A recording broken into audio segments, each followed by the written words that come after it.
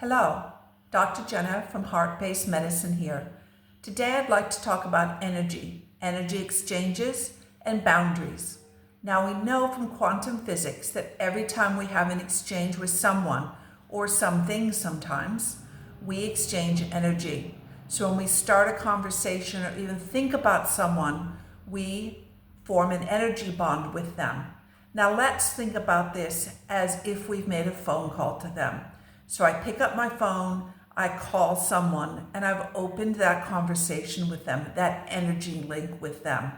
Now what happens is when I end that conversation, think about it as you don't hang up your phone. You've left your phone open. So you're still having a conversation with that person. Everything they're thinking or they're feeling is actually still coming through that phone. Now I pick up the phone and I have a conversation with the next person. That last person's still on the phone. Their thoughts and feelings are coming through, and that's affecting the conversation I'm having again. And again, pick up the phone, again, pick up the phone, again, pick up the phone. And pretty soon, you have so many conversations going on, so much energy flowing back and forth. You have no idea what thoughts are yours, what thoughts belong to other people, what you actually even think in that moment. So we have to really watch our energy connections, especially for those of us who work with people all day. We open those conversations constantly. And remember that I said you don't only have to speak to the person, you can even just think about that person and you open up that energy connection. So how do we deal with that? It's like having all those tabs open on your computer. And they're not just sitting there silently across the top of your computer, they're actually all talking to you at once and affecting how you feel and what you think. So we need to close those tabs. We need to hang up those calls. That then clears our energy field so that we can then know what we're feeling and we're thinking. Imagine that I just was talking to somebody who was really angry. I didn't hang up that call. I call the next person. They're actually quite happy, but what they feel in the background is all this anger coming through on the call. So all of a sudden they start feeling angry as well. No idea why. They actually were feeling quite happy. It's because I didn't hang up that call. I didn't cut that energy connection with that last person. So it affects the next person as well. That happens in our offices. If somebody's in our office quite angry, anxious, depressed, even happy, that energy stays behind unless I break that energy connection.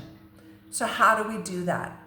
Well, there's a number of ways we can do it, and really the way that works for you is what works best. I personally picture cutting the cord because I'm a doctor, so I think about cutting. I teach my medical students to use a bovie or a scalpel. I teach artists to use an eraser or a rubber to break that energy connection. I use a golden cylinder of light around my body system to cut those energy bonds, whatever works for you, but you want to cut that connection with that person. Now, does that mean you've cut them out of your life? No, you're just cutting that energy exchange that's going on from when you spoke to them or thought about them. So you want to be clear in your energy field.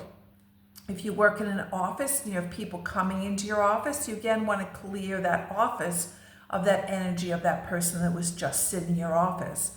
I use gold and platinum nets, white light, violet flame, whatever works for you, use. But you want to have your space clear and clean for a number of reasons. Number one, you want to know what you yourself are feeling and what you yourself are picking up.